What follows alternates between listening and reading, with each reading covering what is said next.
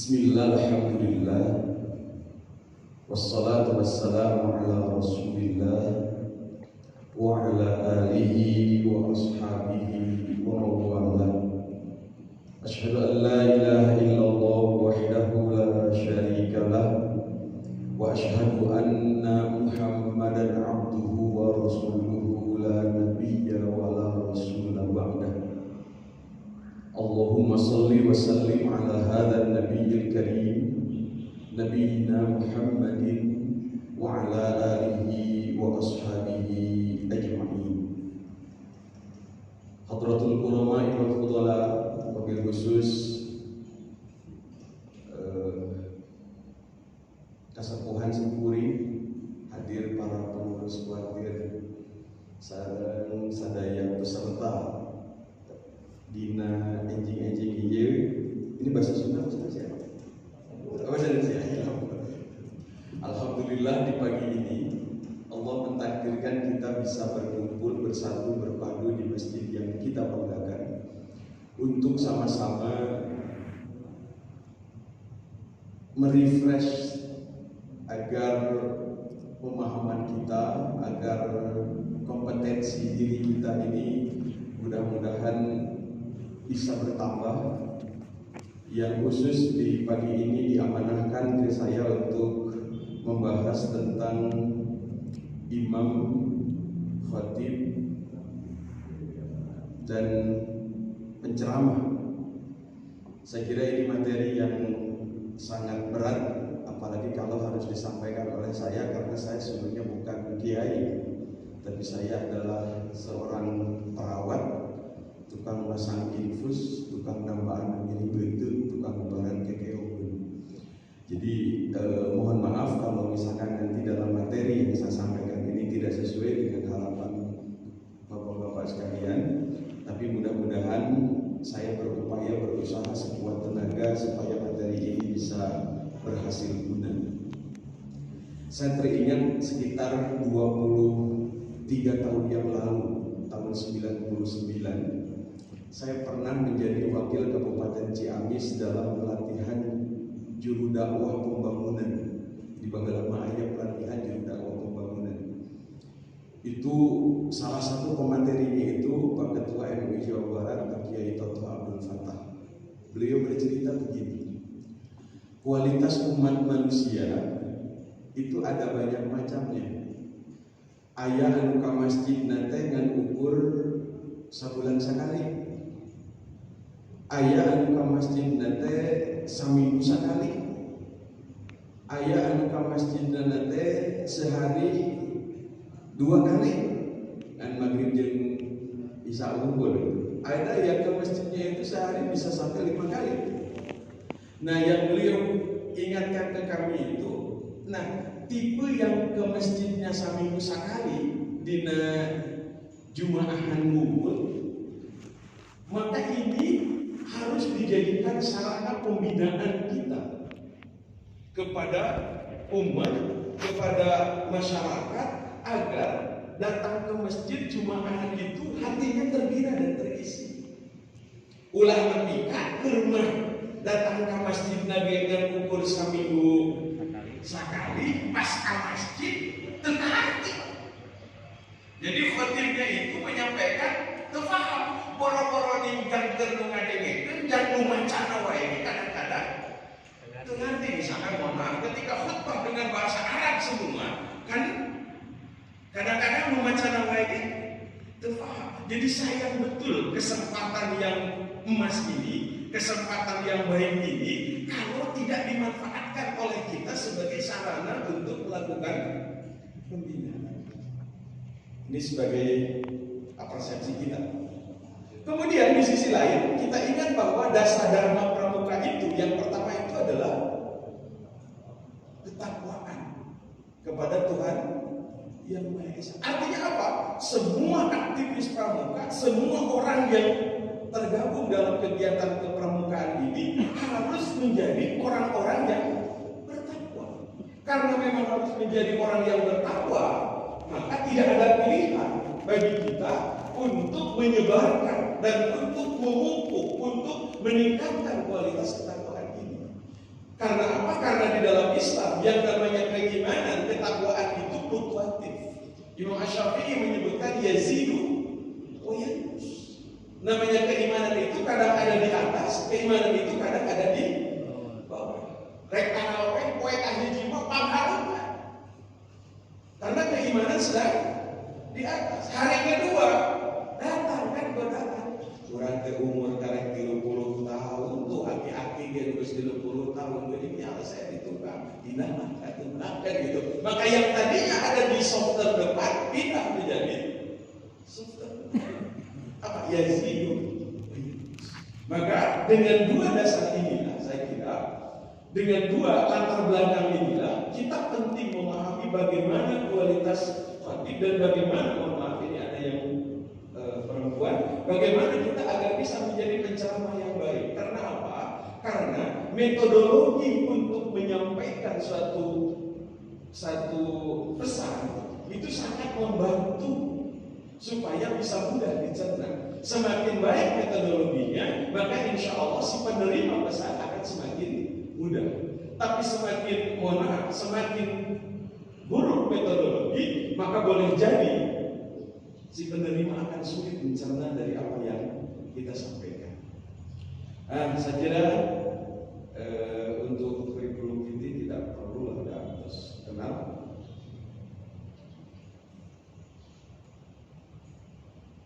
Ini saya lahir di Kawali 10 Maret 77, sekarang tinggal di Jalan Telaga Sari, Kawali ya, bisa.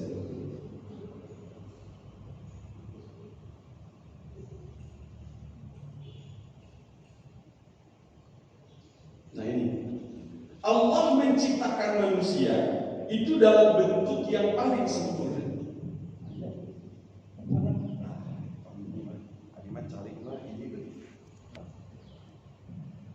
Allah menciptakan manusia itu dalam bentuk yang paling sempurna. Maka kita kenal dengan ayat laqad khalaqnal insana fi ahsani taqwim.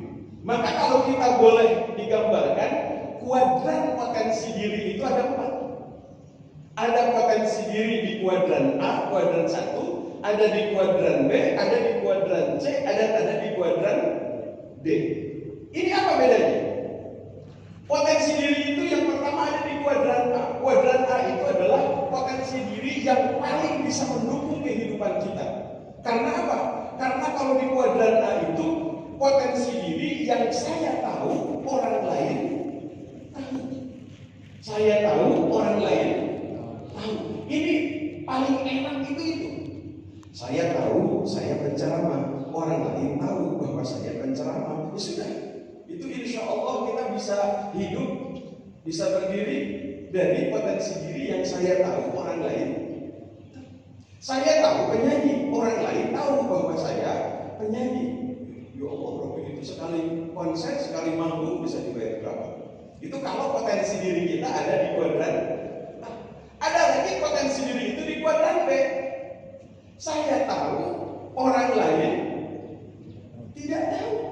Itu tipe-tipe penyanyi WC itu adanya di kuadran B. Saya tahu saya penyanyi, ngan batur lawan punya bahwa murid penyanyi itu belum bisa jadi apa-apa gitu. Belum bisa jadi apa yang bisa membantu diri kita. Maka kalau potensi diri kita ada di kuadran B, sok sing rajin, sing tersaan dina acara naon tampil abdi batur nyamun bahwa urang teh aya bisa. Tetangga aja, biarlah MC-nya Bu Abdi, biar orang lain tahu bahwa saya bisa jadi MC. Ayah tetangga aja, pilih dia mah, insya Allah Abdi nyumbang dari lagu, dari nyumbang atas menteri ayah, misalkan itu. Jadi pada paling tidak, kita harus mau kerasaan gitu supaya orang lain tahu. Ada lagi potensi diri itu di kuadran C. Kuadran C itu kumaha? Saya tidak tahu, tapi orang lain tahu. Ada nggak sih yang seperti itu? Tipe-tipe kecerdasan otak kanan itu rata-rata ada di sini. Enak kan ngobrol dengan si bapak eta ngobrol selalu memberi solusi. Tapi lalu ditanya, bapak betulkah bapak punya kebiasaan memberi solusi kepada orang lain? Tuh kan ngobrol biasa, gitu. Artinya dirinya tidak tahu, tapi orang lain. Alhamdulillah kita berlindung kepada Allah dari potensi diri yang ada di kuadran D. Kuadran D itu apa? Saya tidak tahu, orang lain ya paniuran kabisanan mana asal dulu. Saya tidak tahu, orang lain tidak tahu. Ini bahaya kalau saya tidak tahu, orang lain tidak tahu. Banyak-banyaklah beristighfar kepada Allah dan memohon kepada Allah agar apa? Agar Allah menunjukkan sebenarnya potensi diri saya itu apa sih Allah. Ya. Jadi ini supaya apa? Supaya berhasil guna kan? Nah, salah satu yang akan kita bahas itu adalah di sini. Ya. Kita bicara yang praktisnya dulu, nanti masalah fikih rukun atau manggambil. Makna unsur hakikat komunikasi retorika.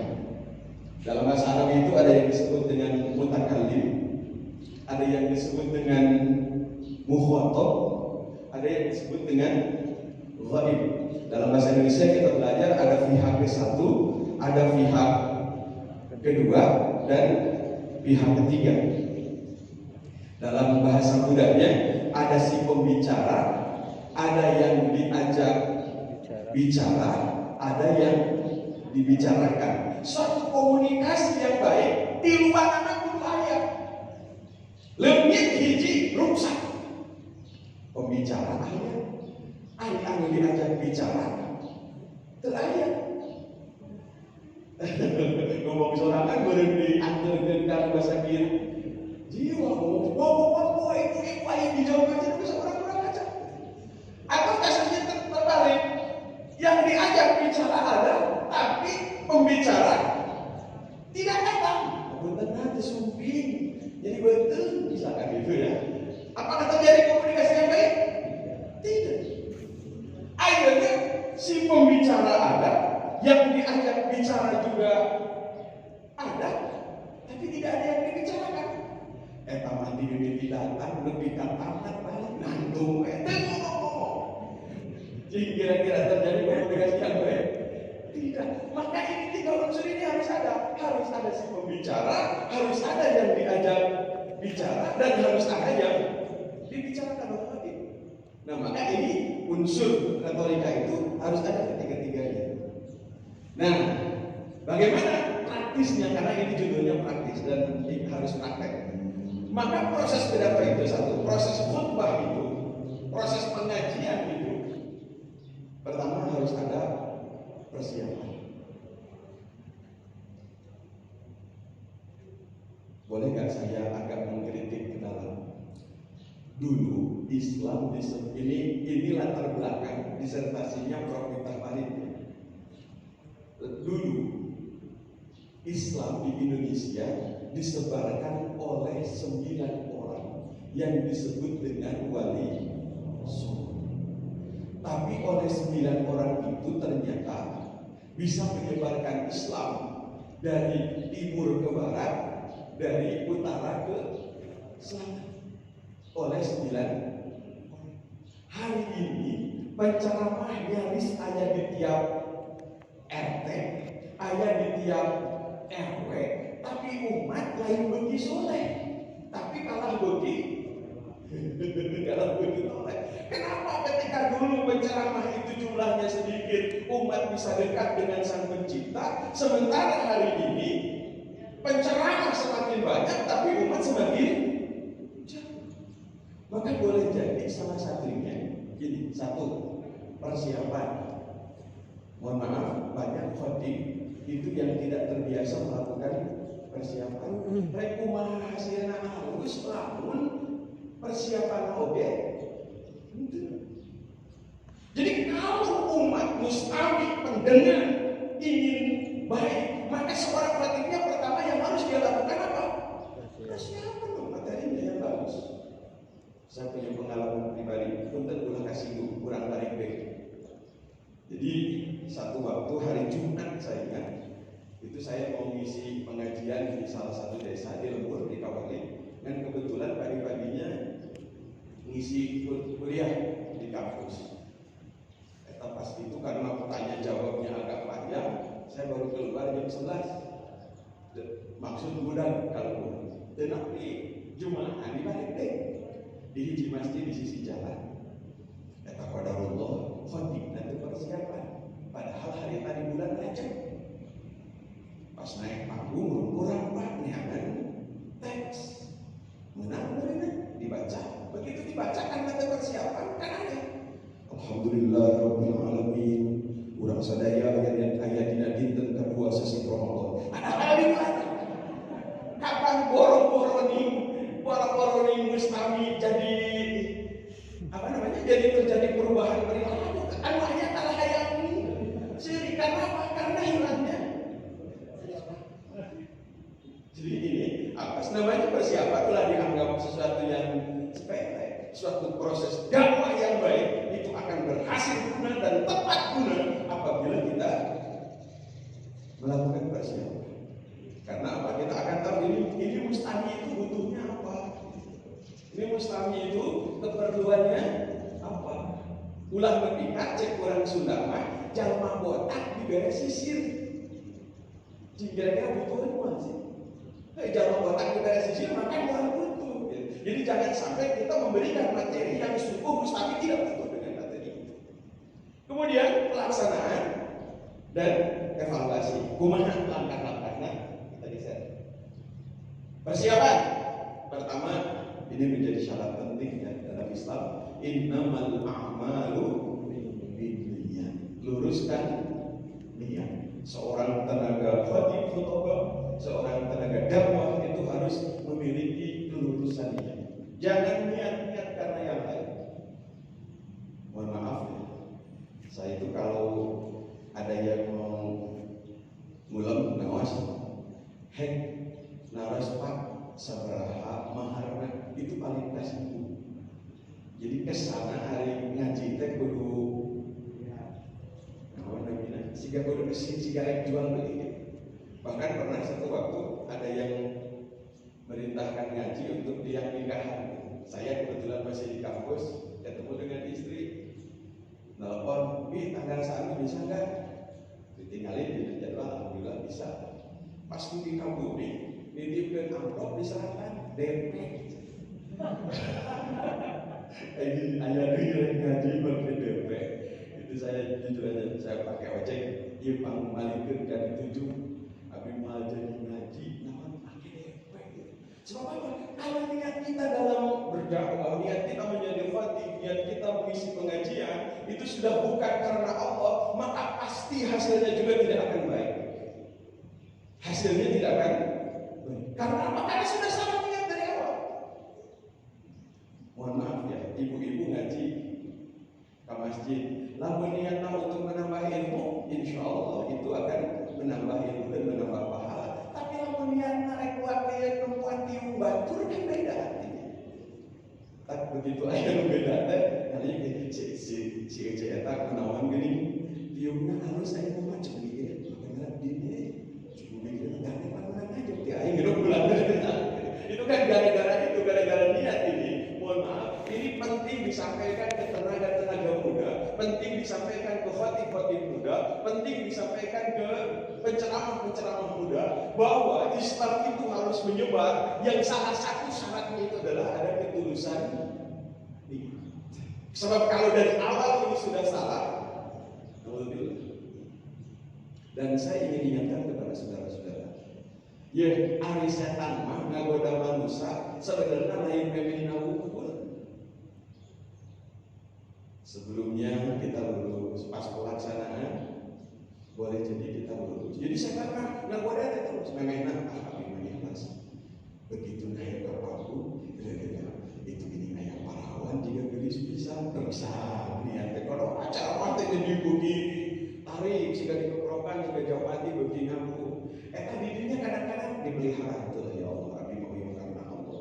Eta beres ngaji masih ada setan datang kepada ditolak bagaimana kita kadang cekak. Eta begitu lebih iman, ada setan datang ke wah mana tadi nanti kalau diomongkan itu orang itu teh mana bagus bisa geus ngaji ge bung diberi duit coba. Setan menggoda manusia sebelum sedang dan sesudah itu selalu datang. Maka awas waspada kelulusan hati kita.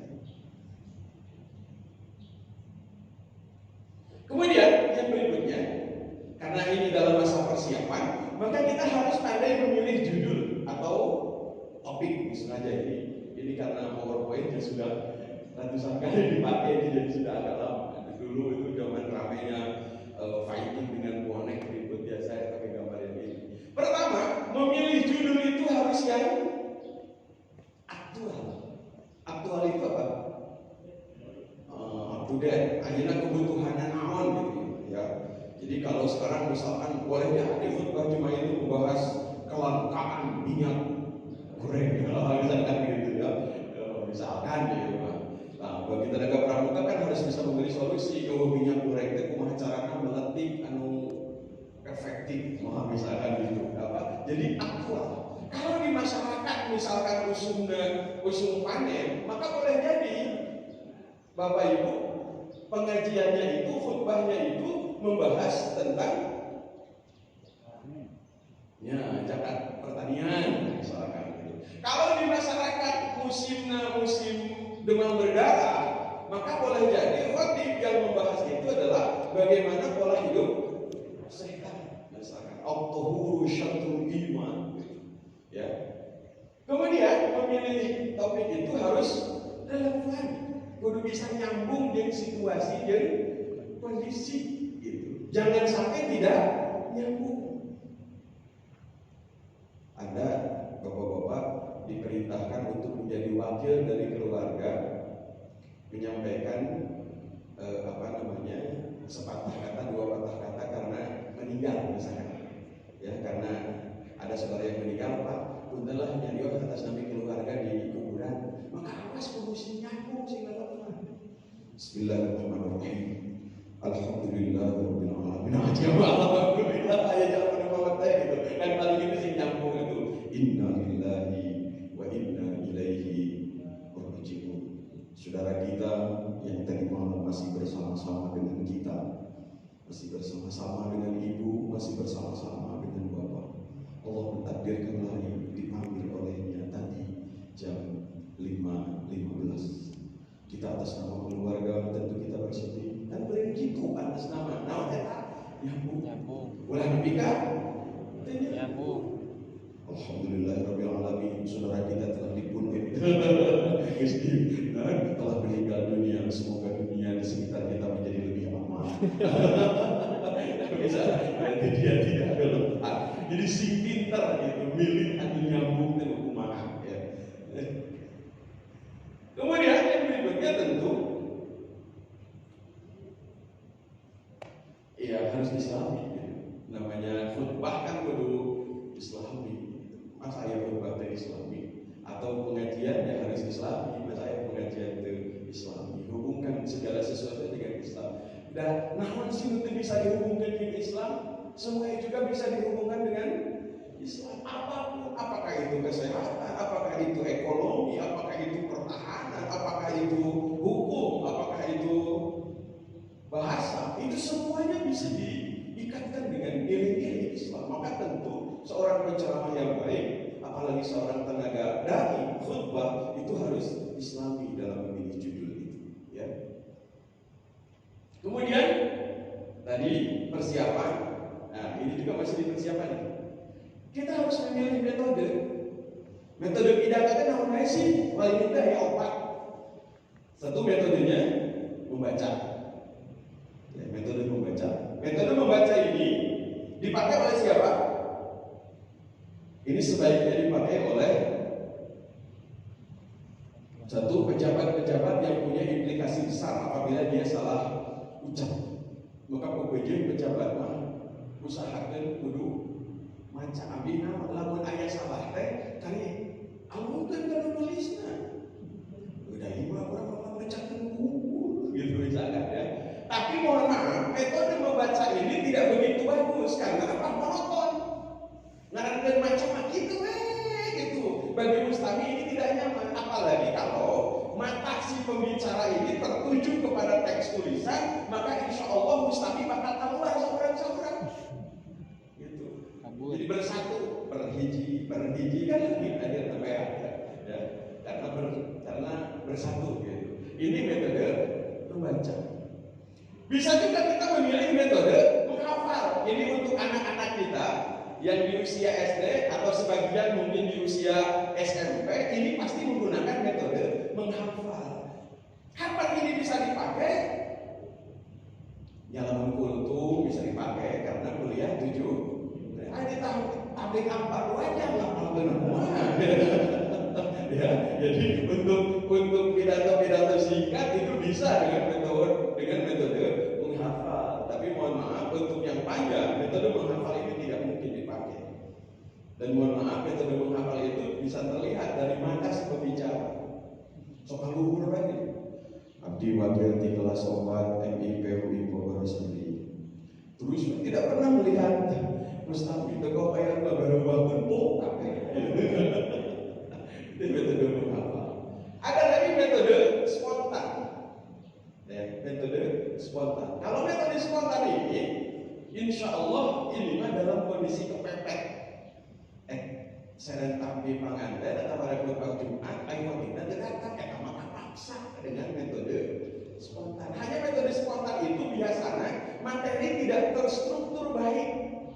Namun dangaranna kita siap, insya Allah murid materi itu muter, maka banyak pengulangan kata, pengulangan materi ini karena metode spontan. Yang terbaik menurut para ahli itu metode ekstemporan atau metode kerangka. Nah ini contohnya metode kerangka. Pilihan metode membaca, menghafal, spontan, kerangka. Kan kudu dicaritakeun. Anu maca mah ieu, anu menghafal mah ieu, anu spontan mah ieu. Itu penjelasannya dari lisan kita saja, tapi paling tidak kerangkanya kita punya supaya ketika kita lupa kemana ya arahnya, maka metode inilah yang dianggap metode yang paling baik dalam sebuah penyampaian materi. Nah, kemudian kita pelaksanaan, saya kira ini yang lebih penting supaya kita bisa lebih applicable. Pertama, di dalam pelaksanaan jadikan salam dan iftitah sebagai sapaan pertama kepada hadirin. Sekali lagi, jadikan salam dan iftitah sebagai munada, sebagai sapaan pertama kepada hadirin. Kira-kira bisa dimengerti? Bisa nggak membedakan salam kan dia? Kumaha carana ku salam urang nuker ngobrol jadi eureun, nuker hees jadi betah, nuker ngalamun jadi ingat. Itu teh salah satunya kumaha carana dengan salam. Bisa nggak kita membedakan ini? Assalamualaikum warahmatullahi wabarakatuh. Waalaikumsalam. Itu satu. Kira-kira nuker ngobrol rek eureun mah? Wah, nuker dulu lebih dulu. Tapi bandingkan dengan Assalamualaikum warahmatullahi wabarakatuh. Bisa berbeda. Nah, sekarang kalau khutbah Jumat begitu naik Assalamualaikum warahmatullahi wabarakatuh, maka insya Allah yang hadir itu akan menjadi perhatian ke siapa?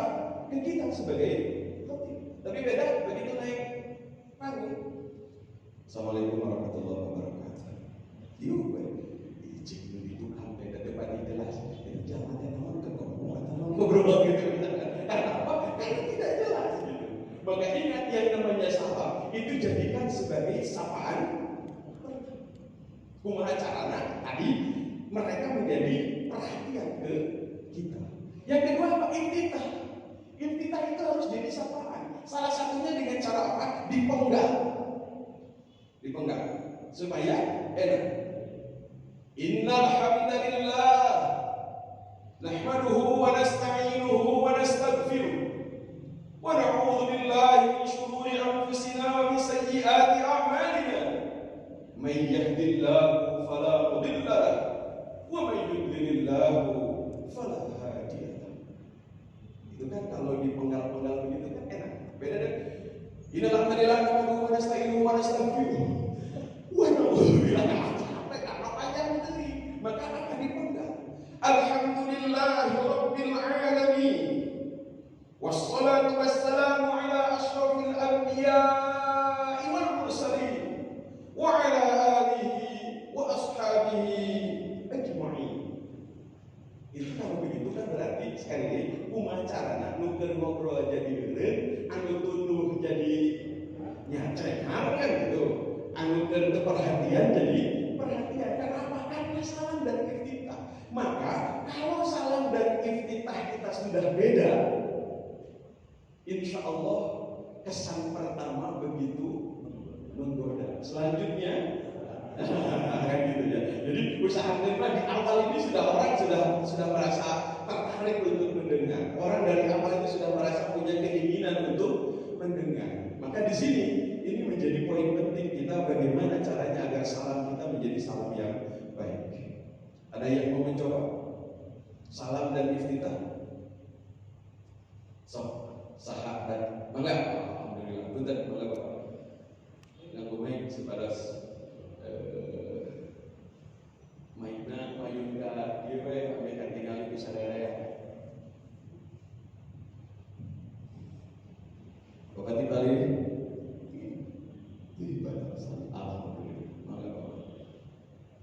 Assalamualaikum warahmatullahi wabarakatuh. Sadaqallahu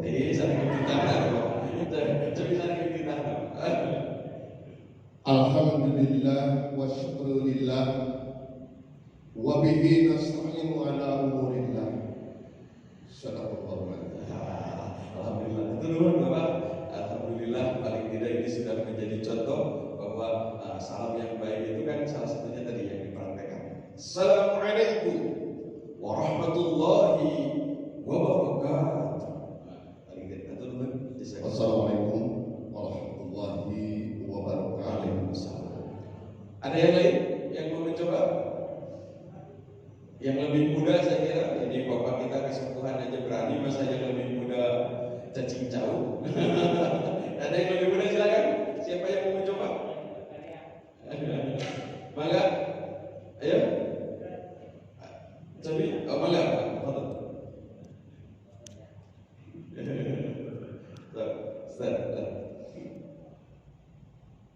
Assalamualaikum warahmatullahi wabarakatuh. Waalaikumsalam. Lanjut iftitahnya kira-kira. Innal hamdalillah nahmaduhu wa Innal hamdalillah itu harusnya karena kita berhenti, maka harusnya itu mat ada di syukur panjang dong. Innal hamdalillah. Iya kan? Innal hamdalillah berarti itu tidak panjang, maka harus panjang. Innal hamdalillah nahmaduhu wa nasta'inuhu wa nastaghfiruh. Maka kita dikoreksi sedikit. Ya. Innal hamdalillah nahmaduhu wa nasta'inuhu wa nastaghfiruh wa na'udzu billahi min shururi anfusina wa min sayyiati a'malina. May yahdihillahu fala mudilla lahu wa may yudlil fala hadiya lahu. Alhamdulillah, luar biasa. Nuhun, jazakallah keren. Ada yang lain? Coba satu lagi lah, yuk. Sebelum dilanjut ke materi berikutnya. Mangga, satu lagi, punten. Ayo yang lebih muda. Oh, betul. Alhamdulillah. Di paling mana kan? Suka. Assalamualaikum warahmatullahi wabarakatuh. Waalaikumsalam. Alhamdulillahilladzi ja'alana minan nasihin wa afhamna min al-umuri wa al-wasihin. Assalatu wassalamu ala man nasahu dinahu adiyana kuffar wa tarihin wa ala alihi wa sahbihi alladhina kanu bi tamsiki syari'ati syarihin. Luar biasa ya. Ini sudah insya Allah kalau yang seperti ini sudah orang akan perhatian. Tinggal nanti mungkin yang perlu diperbaiki itu nanti ada materinya pelafalan. Pelafalan itu supaya terlihat jelas. Sebab kalau pelafalan tidak jelas nanti ada materinya ketika menyebutkan nama orang, menyebutkan rujukan materi buku, menyebutkan nama tempat, menyebutkan nama lembaga, itu pelafalannya harus jelas. Insya Allah nanti ada materinya. Ya, ya Pak. Ya, maka harus ada upaya dan langkah bagaimana caranya agar pelafalannya itu bagus. Bagaimana caranya, misalkan pasang gigi palsu gitu ya. Sebab kalau ayeuna betul ompong itu pasti suaranya jadi banyak keluar angin ya. Ada epibut punten dia jadi puntes. Gitu ya. Karena giginya kurang ini, maka itu perlu ada upaya. Tapi untuk khutbah itu masih dimungkinkan. Tapi mohon maaf untuk imam, usahakan tahu diri lah. Kalau misalnya kami atas ngomong punten lagi mau pilih lepas, bahkan ayam mau koridor huruf salah gitu. Kalau kita bertahan dengan kondisi ngomong. Tapi dengan dibantu gigi palsu atau dengan cara lain, saya kira insya Allah itu bisa. Ya, kita lanjut dulu. Buatlah pembukaan pidato yang baik.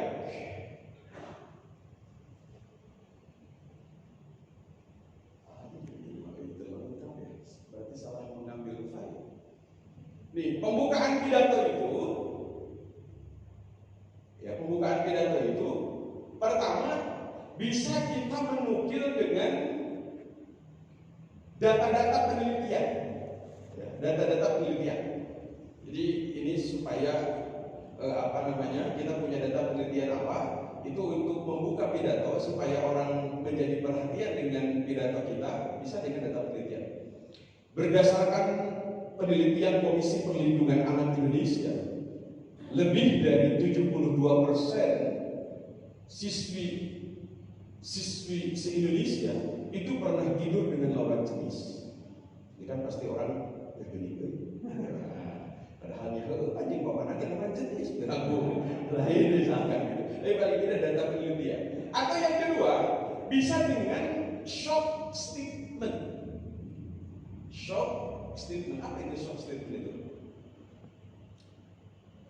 Ungkapan yang akan membuat orang kaget sehingga timbul rasa ingin tahu. Itu disebut short statement. Saudara, 50 hari serangan Rusia ke Ukraina itu telah membuat sekian puluh ribu orang meninggal dunia. Nah, ini kan bisa dengan short statement. Kaget dulu, gini mau nanti guys. Atau kalau berhubungan dengan disertasi saya, bisa jadi short statement ini. Setiap tahun siswa-siswi SD yang keracunan makanan gara-gara jajanan anak sekolah yang tidak sehat itu lebih dari 28.000 orang. Berarti kurang perhatian bahwa jajanan anak sekolah ini telah banyak memakan korban. Itu bagian dari shock statement. Yang kita penting memilih supaya orang ada rasa ingin tahu. Yang berikutnya, membuka pidato itu tadi dengan data penelitian, kedua dengan shock statement, ketiga dengan apa? Bisa dengan mengungkapkan sejarah, ya, bisa dengan mengungkap atau mengungkit sejarah.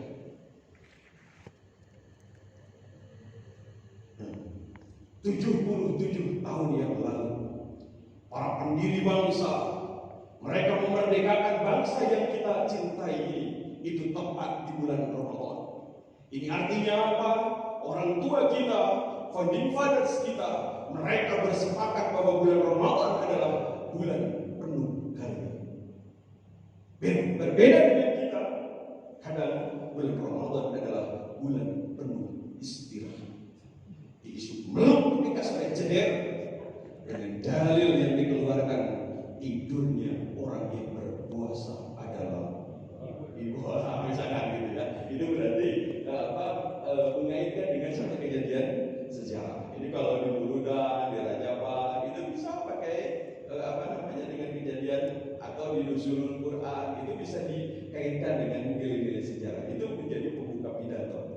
Ya, bisa dengan data penelitian, bisa dengan soft statement, bisa juga dengan nilai sejarah yang akan kita ambil. Yang berikutnya, bisa juga membuka pidato dengan bercerita biografi seseorang yang dianggap itu layak untuk diikuti atau layak untuk ditiru. Ada seorang pemuda yang bernama sahabat Abdullah bin Amr bin As. Dia usianya masih sangat muda, tapi dia menjadi satu-satunya pemuda yang disebut oleh baginda Rasul calon penghuni surga. Karena apa? Di satu sore menjelang salat asar, Rasulullah menyampaikan, sebentar lagi bakal ada calon penghuni surga masuk ke masjid ini. Ternyata yang masuk seorang pemuda yang rambutnya basah, dia setelah berwudu dan membawa sendal, dan yang masuk adalah sahabat Abdullah bin Amr bin As. Di hari yang kedua, Rasulullah menyampaikan yang sama, sebentar lagi bakal ada calon penghuni surga masuk ke masjid ini, dan ternyata yang masuk adalah sahabat yang sama.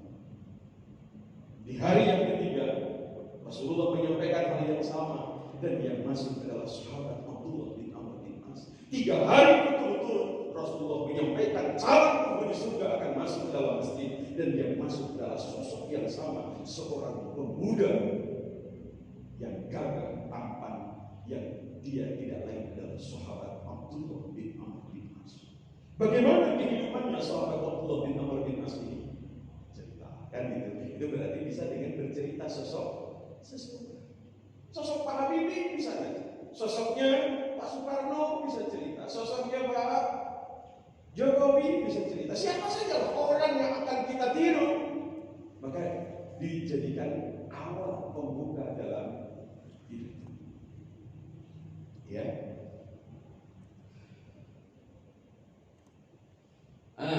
Kemudian kalau sudah membuka, kemudian isi. Kalau isi tadi pakai metode kerangka, enggak ya, isinya seperti apa sesuai dengan apa yang sudah Anda persiapkan di awal. Kemudian nanti tentu ada akhir ya, ada penutup. Dan jangan lupa seorang khatib yang baik itu boleh membuat sebuah kesimpulan. Kadang-kadang kesimpulan kita dengan kesimpulan pendengar berbeda. Supaya kesimpulannya sama, boleh dibikin kesimpulan oleh si pembicara. Atau tidak pun lah, maka kesimpulan masing-masing memarane itu boleh. Nah, kemudian yang berikutnya ini suara. Suara di dalam pidato.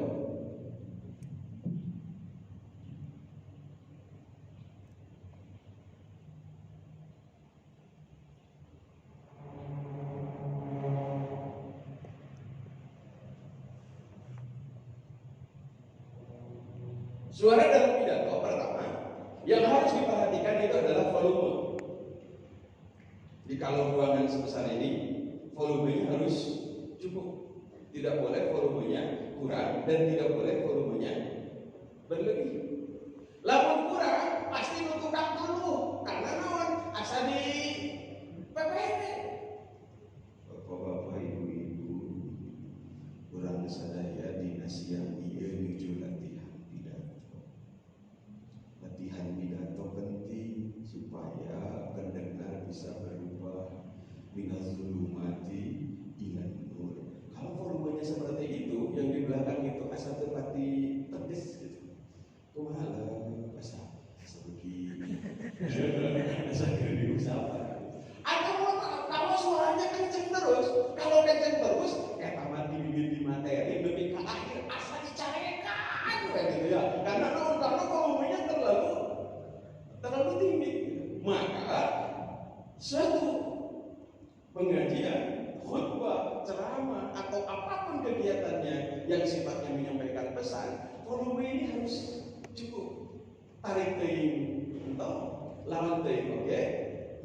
Ada yang bertanya, Pak, suara saya kecil, tipe muda, letik sudah. Insya Allah dengan terbiasa, itu suara kita akan menjadi lebih baik, menjadi lebih cukup. Dan mohon maaf, kadang suara itu berubah namun demam panggung. Ya, begitu naik kalah naik gitu. Kan suara tadi tarik dia jadi pewat gitu. Gitu ya. Karena suaranya dia tidak siap gitu. Maka volume kita harus cukup. Yang kedua apa? Intonasi. Dalam ceramah itu intonasi ini menjadi penting. Ya, intonasi menjadi penting. Ketika kita memberikan semangat, menyemangati orang, maka usahakan intonasinya dengan agak tinggi.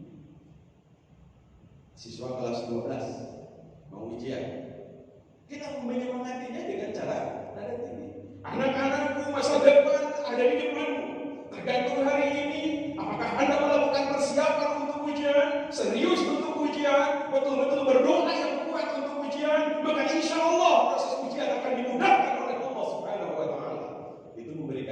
semangat. Namun memberikan semangat dengan intonasi yang rendah, malah dengan barudak isu krek ujian, segera persiapan, ulah pohon, nadoa. Justru malah tidak menjadi kita akan menggebuk. Jadi kalau yang hadir ini adalah pemuda-pemuda Islam yang harus membuktikan dirinya sebagai seorang muslim yang baik, maka ini penting kita memberi intonasi yang tinggi. Saudara-saudara, muslim Islam tidak suka kalau generasi Islam ada di dalam masjid. Mereka tidak suka kalau melihat generasi Islam dekat dengan Allah. Mereka tidak suka kalau melihat generasi Islam beriman dan bertakwa. Maka mari mulai hari ini kita sebagai generasi Islam membuktikan asyhadu bi annal muslimun, buktikan bahwa kita adalah generasi Islam yang berkualitas. Kita memberi semangat. Berbeda dengan menasehati. Kalau ketika menasehati itu justru harus dengan suara yang ini menasehati. Ayo budak bangun, tak sekolah wae, ulah ku intonasi tinggi. Mana kita udah naik sekolah, ambil isukannya di jalan, benar harus dijalankan. Tapi ketika menasehati anak, hidup kemana? Kemarin ditinggalin ku bapak, ku ibu ini di sekolah. Padahal cek mama ini jika hidupnya bos dan ibu mikir ada masalah, itu memberi. Jadi harus tahu dalam ceramah pun ketika kita mendorong, push supaya semangatnya baik, mari kita pakai intonasi yang tinggi. Pidatonya Bung Tomo di Surabaya itu ketika membakar semangat untuk melawan penjajah itu kan, itu dengan intonasi yang tinggi dan dengan takbir berkali-kali. Karena apa? Ini penting untuk mendorong semangat. Namun ayeuna mendorong semangat dengan intonasi yang rendah, lain-lain maju, hanya kalau begini mundur. Maka ini intonasi itu menjadi penting. Kemudian apa lagi? Tempo. Tadi ketika memberi semangat, temponya itu harus nyanyi, ngebit. Ulah tempo aja, justru ulah santai, karena memberi semangat itu harus lebih. Bapak-bapak, anak-anak usia 12 tahun, 13 tahun di Al-Quds Palestina, mereka hari ini berpuasa, tapi di balik puasa mereka memperjuangkan agamanya, tidak mau mundur sejengkal langkah pun untuk menyerah dari orang-orang Yahudi. Itu kan berarti lebih gitu ya, si tempo. Bapak-bapak, kaum muda di Palestina umur 17 tahun, puasa tapi tidak apa-apa, mereka mau berjuang. Pandangannya adalah memberi semangat, tapi ternyata dengan tempo yang lambat. Maka apa sih ini, tempo itu menjadi penting bagi kita supaya temponya itu bisa mantap. Kemudian apa? Tadi ini yang saya sudah agak singgung di awal, pelafalan. Seorang penceramah yang baik, pelafalan itu harus tegas. Ulah yang merencet gini supaya kalahnya kanti. Bapak Ibu yang sama tidak muliakan. Penting ngomong nama gitu. Bapak-bapak, ibu-ibu yang saya hormati dan saya muliakan, tegas gitu. Ulah merencet.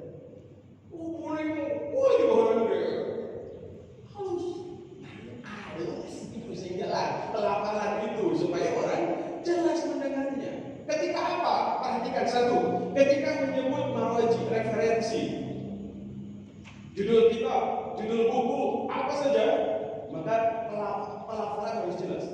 Di dalam kitab Al-Ihya Ulumuddin karangan Imam Al-Ghazali, jelas jadi kebatuk. Oh, berarti saya harus menekannya itu kitab ini. Di dalam kitab misalkan di dalam kitab apa? Safinatun Najah. Dalam kitab apa? Ketika menyebut judul buku, itu penting. Anda harus menyebutkan, melafalkan dengan tegas dan jelas. Tidak boleh melafalkan dengan tidak jelas. Yang kedua, ketika menyebutkan nama tempat. Saya dilahirkan di satu kota namanya Kawali. Kawali, Palu. baru jelas. Di satu kota yang namanya kota Kauli, di mana saya dilahirkan dan saya dibesarkan. Berarti nyebut nama kota itu harus jelas. Menyebutkan siapa lagi? Nama orang. Ketika kita mau menukil orang, itu harus jelas namanya yang salah. Nanti sebab bisa jadi salah ketika dipanggil oleh orang lain. Maka melafalkan ini, menyebutkan nama lembaga, menyebutkan nama lembaga. Saya utusan dari SMP Negeri 1 Banjarsari. Jelas menyebutkan nama lembaga itu. Jangan sampai menyebutkan nama lembaga tidak jelas. Maka ini pelafalan itu menjadi poin penting ya bagi kita supaya apa yang kita sampaikan itu betul-betul bisa dicerna dengan baik. Ini yang harus kita pahami karena gerakan juga ini membantu untuk lebih jelas. Pertama, gerakan itu harus relevan, harus nyambung dengan apa yang kita ucapkan. Anak-anakku, kita harus menjadi generasi-generasi yang hebat. Punya hebat itu cingir. Nah, justru yang hebat mah kudunaku jempol gitu mah. Maka kalau lamun cingir jadi tidak relevan, tapi lamun jempol ini menjadi relevan. Kita harus menjadi generasi-generasi yang hebat. Atau kita menyebutkan ada 3 golongan orang yang sholatnya tidak diterima oleh Allah. Nyebut 3 aja menang 4 gitu. Ini kan jadi apa? Tidak ada relevan gitu ya. Jadi gerakan ini harus relevan. Jangan sampai gerakan tidak relevan karena akan membuat orang tertawa. Aku berlindung kepada Allah dari godaan setan yang terkutuk. Setan menunjukkan mustahil bisa ngambek. Siapa yang nggak curi gitu ya. Maka awas ini kalau setan itu lebih arahkan ke tempat lain. Aku berlindung kepada Allah dari godaan setan yang terkutuk. Ya kok setan bukan ini ini. Karena itu tidak. Allah menciptakan manusia dengan sempurna. Ada yang hitam, ada yang manis, ada relevan gitu. Ada hitam gak batur, ada yang manis gak ulang gitu. Itu masih bisa relevan gitu. Maka ini gerakan itu ini apa penting kita perhatikan. Yang berikutnya, hindari dari gerakan yang berulang-ulang. Karena ini kadang menjadi candaan dan itu membuat materi jadi tidak sampai. Ayah Pak RT misalkan atau Pak Lurah begitu sambutan di tempat dan membenar akhlak. Bapak Ibu yang saya hormati dan saya muliakan, alhamdulillah di malam ini kita bisa berkumpul dan bersatu dalam rangka peringatan Nuzulul Quran. Semoga berkumpul dan bersatunya kita ini dicatat oleh Allah bagian dari amal saleh.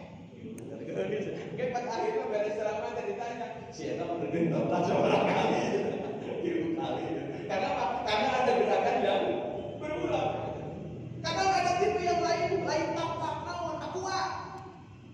Betul aqua atau apa saja lah yang bisa. Bapak-bapak yang saya hormati, alhamdulillah kita berada di sesi yang kedua ini berkaitan dengan materi retorika praktis. Semoga dengan materi ini kita mempunyai satu kompetensi diri bagaimana caranya kita menyampaikan pesan kepada orang lain agar bisa lebih menarik. Yuk pindahnya seorang kali gitu. Akhirnya kan apabila ada gerakan-gerakan yang berulang nanti pasti mustahil tahu. Ada lagi kadang mohon maaf ucapan yang berulang. Naon ya misalkan. Ayah gini jadi lagunya Rios teh ya loba kecil. Kita harus menjadi orang-orang yang baik ya. Karena orang-orang yang baik itu akan disukai oleh masyarakat yang banyak. Ya. Apabila kita sudah disukai oleh masyarakat yang banyak, maka kita akan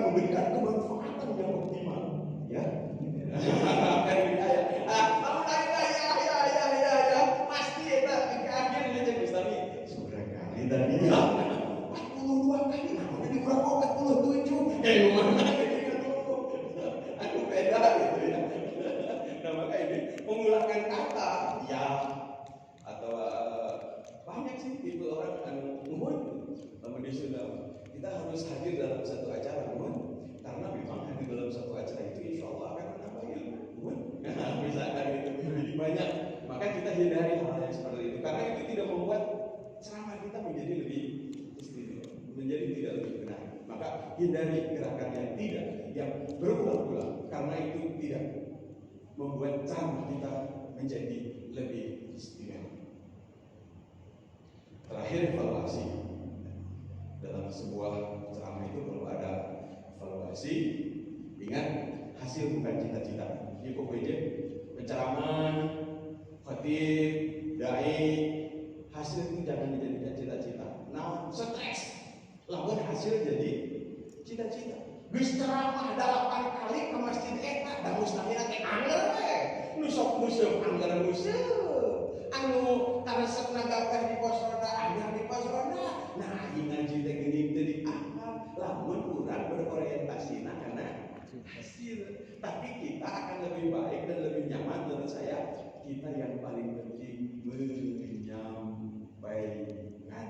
Masalah dia berubah, alhamdulillah itu bonus dari Allah. Masalah dia belum berubah, mari kita berdoa lebih baik dan mari kita melakukannya lebih baik agar dia menjadi berubah. Nah, pokoknya berubah itu jangan jadi target utama. Bakal stres lah. Ngajikan itu kan dia hari umat. Maka ingat, hasil itu bukan cita-cita. Yang berikutnya apa?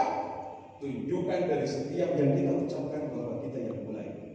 Jangan sampai orang tengah ukur pintar nyarita, sementara kita tidak pernah memulai.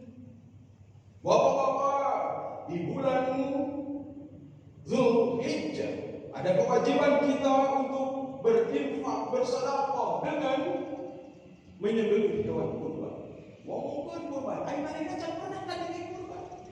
Ini kan justru akan membuat siapa mau kurban mana kita pernah ada yang punya kurban. Justru akan membuat nilai dakwah kita itu menjadi lemah. Maka tunjukkan bahwa kita yang mulai. Ketika kita membahas wudu, tunjukkan kita orang yang rajin wudu. Ketika kita membahas sholat duha, tunjukkan bahwa kita adalah orang yang terbiasa melaksanakan sholat duha.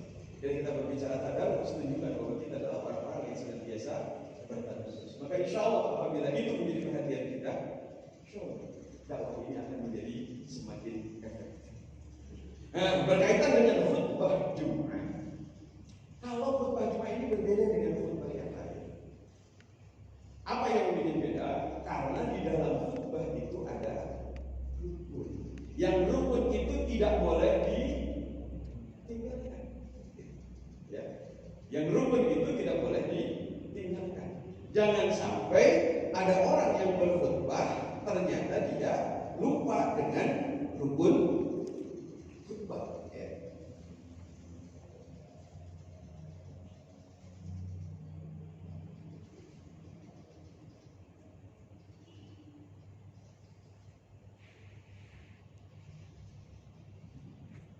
Berkaitan dengan rukun, ada dua pendapat ulama. Ada yang menyebutkan rukun khutbah itu ada 7, ada yang menyebutkan rukun khutbah itu ada 5. Apa? Saya kira mari kita yang ambil yang paling sedikit supaya lebih enak. Pertama tentu hamdalah. Di khutbah kudu alhamdulillahi rabbil alamin.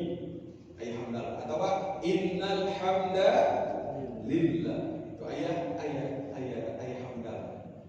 Ayat kita mengucapkan memuji Allah atas segala nikmat yang telah diberikan olehnya. Itu pertama saya kira semua udah bisa lah ngarankeun hamdalah. Moal aya anu teu apal kana hamdalah. Ya, insyaallah semuanya paham dengan hamdalah ini.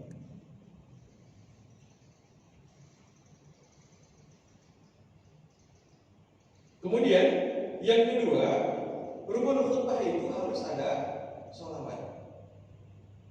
Ya, harus ada sholawat kepada Nabi. Ini masalah sholawat.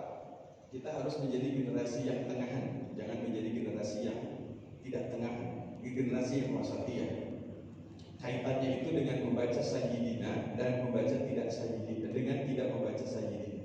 Itu dua-duanya sah menurut saya. Membaca sayyidina sah, tidak membaca sayyidina pun sah. Apa yang membedakan? Cing, lamun utara maca sayyidina, punten. Itu teh karena tidak suka sayyidina atau apa? Bukan.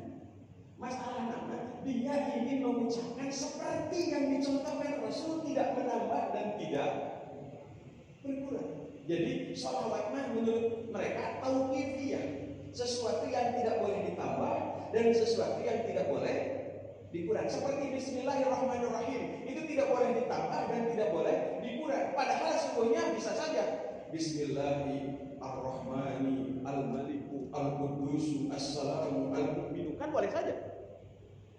Ya nggak? Kan semuanya bagus ketika ditambah Al-Maliku, Al-Qudusu, As-Salamu, Al-Mu'minu, bagus nggak? Bagus tidak? Bagus. Tapi bolehkah di Bismillah ditambah dengan ini semua?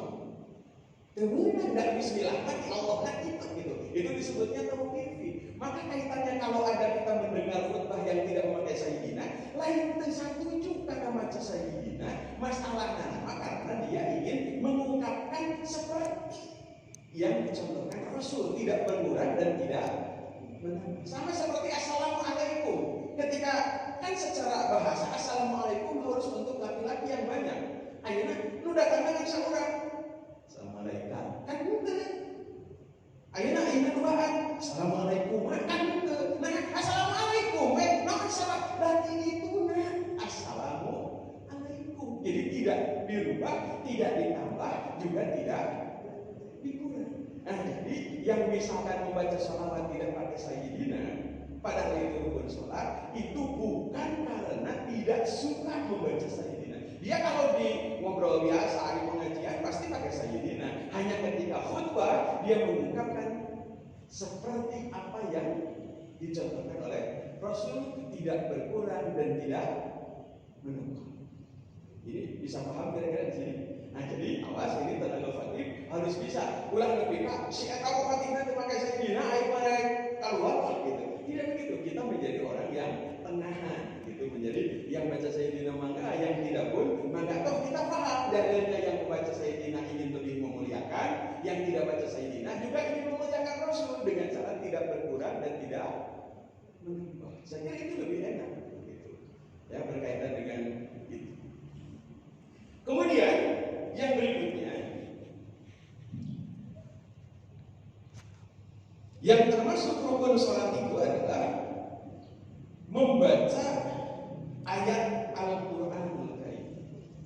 Baca ayat. Ngan pepuji lamun maca ayat ulah sapotong, tapi kudu ayat anu kamil, ayat anu sempurna. Karena dia waktu dia. Faqala Allah Ta'ala fi kitabihil karim, wa huwa asdaqul qailin. Laqad kana lakum fi Rasulillahi uswatun hasanah. Al-ayat. Atas ayat di sini. Saya tidak. Bisa ayat itu makanya bisa potong nukilan ayat. Sebab harusnya kalau dibaca itu satu ayat yang sempurna, ayat yang kamil. Laqad kana lakum fi Rasulillahi uswatun hasanah liman kana yarjullaha wal yawmal akhir wa dzakarallaha katsiran. Itu baru satu ayat yang sempurna.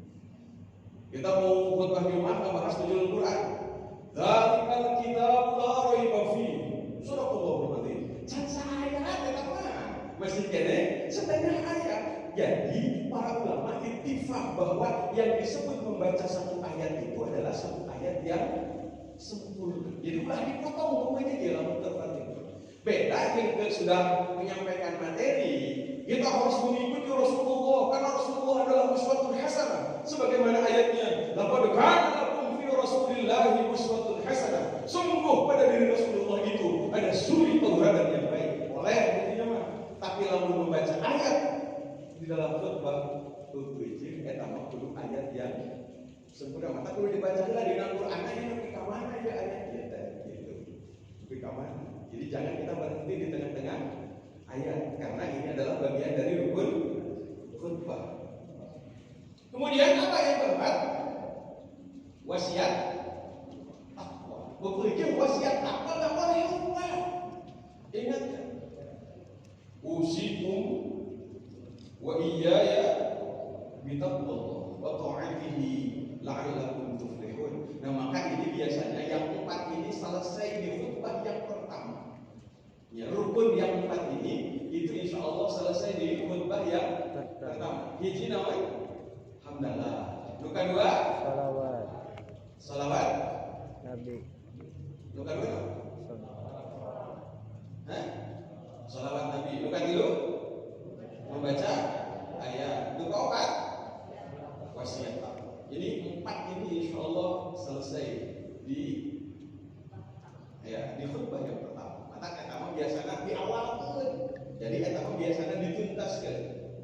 Innal hamdalillah nahmaduhu wa nasta'inuhu wa nastaghfiruh wa na'udzu billahi min shururi anfusina wa min sayyiati a'malina. May yahdihillahu fala mudilla lahu wa may yudlil fala hadiya lahu. Asyhadu an la ilaha illallah wahdahu la syarika lahu wa asyhadu anna Muhammadan 'abduhu wa rasuluhu la nabiyya wa la rasula ba'dahu. Allahumma shalli 'ala Muhammad wa 'ala ali Muhammad kama shallaita 'ala Ibrahim wa ali Ibrahim innaka Hamidum Majid. Amma ba'du fa ya ayyuhal hadirun usikum wa iyaya bittaqwallah wa ta'atihi la'allakum tuflihun. A'udzu billahi as-sami'il 'alim minasy syaithanir rajim. Ya ayyuhalladzina amanu taqullaha haqqa tuqatih wa la tamutunna illa wa antum muslimun. Nah, berarti sudah selesai itu. 4 rukun ada di khutbah yang pertama. Usahakan gitu. Ambil ulang ke pokok. Tinggal nanti di khutbah yang kedua tinggal apa dah? Rukun terakhir doa. Dan kade ulang pokok doa kepada sesama orang yang beriman. Jadi lain ukur doa. Doa untuk sesama orang yang beriman. Maka boleh doa lain dan ulah pokok Allahumma ighfir lil mu'minina wal mu'minat wal muslimina wal muslimat. Itu jangan sampai lupa. Karena itu justru menjadi poin penting. Jadi di khutbah yang kedua itu lebih penting doa untuk sesama orang yang beriman. Insyaallah. Apabila itu menjadi perhatian kita, maka insyaallah khutbah kita akan menjadi lebih baik. Karena rukun khutbah paling tidak yang 5 ini sudah dipenuhi oleh kita. Saya kira itu mungkin materinya jam 11:30. Saya kira mendekati waktu zuhur. Sebelum diakhiri, barangkali ada yang mau bertanya atau menambahkan, silakan.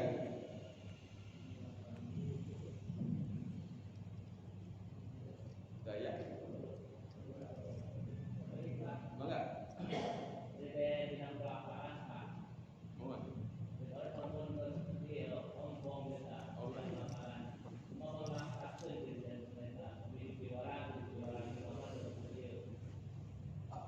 Dia upami memang sudah terjadi perubahan makhorijul huruf karena ompongna sabiasa mah mundur abdi mah mimaman mah ieu masalahna aya makhraj anu ruksa karena nanti sa dengan sya menjadi sama itu sin cek kolot mah sin alif jeung sin ageng jadi sarua ini kan jadi beda maknanya gitu. Tapi manusia aya manusia. Jadi kita sudah mundur, tapi tidak ada yang maju. Masalah ayat kekurangan, Allah lebih tahu bahwa sesungguhnya hati kita ini beda antara sin dengan sya. Allah tahu yang keluarnya karena ada kekurangan di diri itu insya Allah tidak menjadi dosa. Seperti halnya mohon maaf, kita berhenti di tengah ayat padahal itu bukan kalimat. Karena nafas kita pendek. Itu insya Allah tidak menjadi dosa. Contoh misalkan ya ayyuhalladzina atau ya ayyuhalladzina amanu dukhulu fis silmi kafah wa la tattabi'u khutuwatis syaitan. Bukan misalkan pada nama syaitan gitu ya. Karena apa enggak ada ya putus karena nafas kita yang tidak kuat itu insya Allah tidak menjadi masalah. Ya padahal sebenarnya nama atema hayangna lebih karena syaitan, tapi karena memang nafas yang tidak sampai itu insya Allah tidak menjadi masalah. Nah jadi kalaupun kita posisinya harus dengan terpaksa karena batur atuani maju, ya maju. Masalah kekurangan, insya Allah diri kita dengan Allah Maha tahu. Ya Allah kita salah nama itu makhraj beda gitu. Masalah keluarnya jadi sama itu karena ada keterbatasan diri, insya Allah itu dimaafkan oleh Allah Subhanahu Wa Taala. Dan biasa kita sudah memberikan kesempatan kepada orang lain yang lebih akrab, yang lebih bagus bacaannya, untuk menyampaikan itu, untuk menjadi imam. Itu yang benar.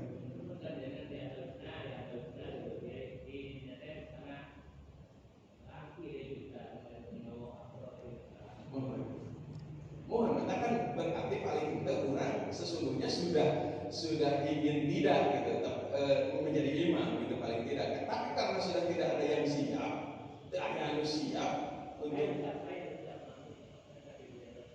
upami ayah siap, berikan kepada yang lebih siap. Kita harus sadar diri bahwa kondisi kita itu tidak bisa karena ada keterbatasan. Gitu. Karena kan ada jadi imam tadi bukan hanya di dunia, yang bertanggung di hadapan Allah gitu yang jauh lebih berat. Jadi kalau memang posisinya ada yang lain siap, berikan. Tapi kalau memang tidak ada yang siap, maju, jangan mundur. Itu yang dipahami. Ya, kalau sama-sama buruk, misalkan orang sebenarnya akro, dengan gigi kita terbatas. Ada yang satu siap, dia tidak akro. Ya kita yang harus maju karena kita lebih akro. Kan itu berarti kan syarat imam itu yang pertama itu kan akro, yang paling bagus. Maka kalau posisinya kita yang lebih akro dibanding dengan dia, maka kita yang harus maju sekalipun kondisi kita tidak bagus. Ya, apa benar? Saya kira ini materi kita cukup. Mudah-mudahan ada manfaat khusus untuk saya, umumnya untuk saudara-saudara sekalian.